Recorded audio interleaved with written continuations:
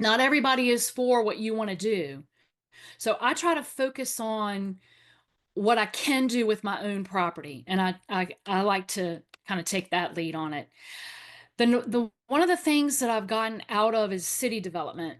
I did pretty well in the city. I ran into a lot of hiccups on a development that I did that was eight. It ended up being two rehabs and six new homes that I rezoned and developed and built. It was very, very challenging. Some of the people on this call, on this Zoom, are familiar with that project that I'm talking about, and just a stream here we're in Virginia, so we have very strict laws, regulations when it comes to waterways, and it can really kill your deal. It can delay your project. When that's what it did, my 1.5 year project turned into almost 5.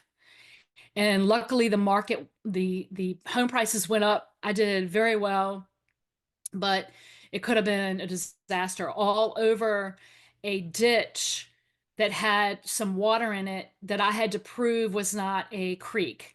And I had to prove through Army Corps of Engineers and Development that it was a hand dug ditch for drainage. And it wasn't even on my property. It was behind my properties.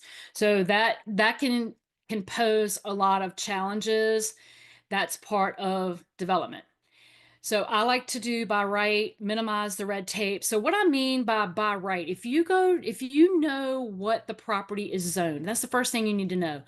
If you're looking at a piece of property, is it zoned residential? Is it zoned commercial? Is it zoned both? We have very flexible zoning ordinances in a county that I do most of my land purchasing in.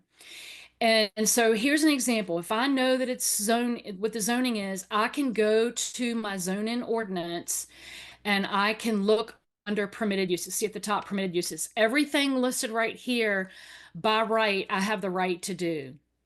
I don't have to get permission from anyone. I do have to submit a plan of development application and get my engineer involved with what I want to do, depending on what I want to do.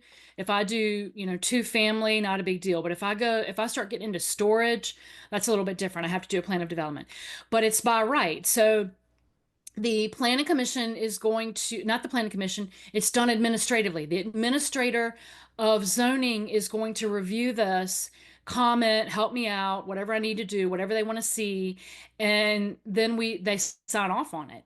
So it's not very difficult. If you get into what's called minor subdivisions right here, which is what I do a lot of. For example, this particular zoning allows me to take a piece of property, and then we're not talking about 1 acre. Like for instance, let's just take 6 acres as an example. They will allow me with a minor subdivision to subdivide that property into 6 lots. There may be some minimum road frontage requirements. There may be a minimum acreage requirement. Depends on the county, the city that you're working in.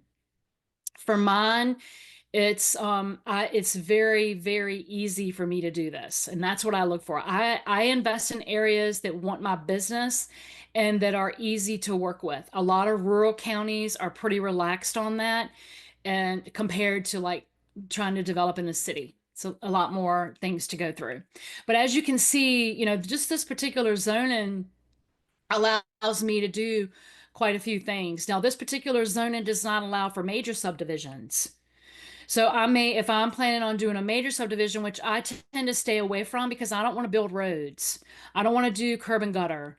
It starts cha-ching, cha-ching. That kind of stuff starts adding up.